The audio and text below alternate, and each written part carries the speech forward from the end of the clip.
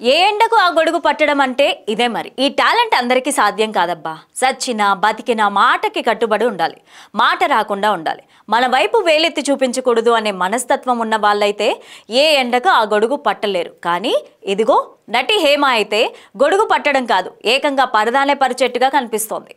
Election result టైంలోనే Hema rave party కేసులో ఇరుక్కోవడం, జైలుకు వెళ్లడం జరిగింది. ఆ విషయాలు ప్రస్తావిస్తూ జై జనసేన జై కాపు అంటోంది నటి హేమ.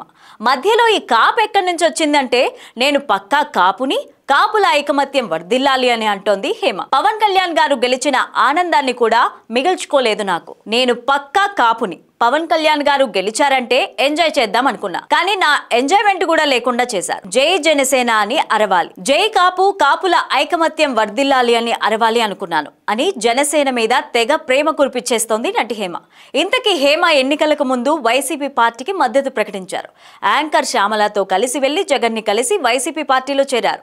2019 ఏప్రిల్లో యాంకర్ శ్యామల తన భర్తతో కలిసి వైసీపీలో చేరారు. అదే సందర్భంలో జగన్ ని కలిశారు హేమ.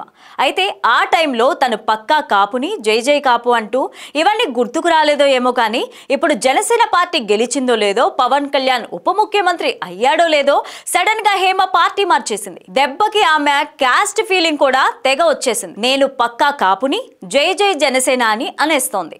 ఏ పొలిటీషియన్లైనా పార్టీ మారేది ఒక పార్టీ నుంచి ఇంకో పార్టీకి, ఈ పార్టీ నుంచి వేరే పార్టీకి జంప్ చేసేది మేం చేయలేమా అని అనుకుందో ఏమో మరి. మొన్నటి వరకు జగన్ కి జై కొట్టి ఇప్పుడు పవన్ కి జై అంటోంది హేమ.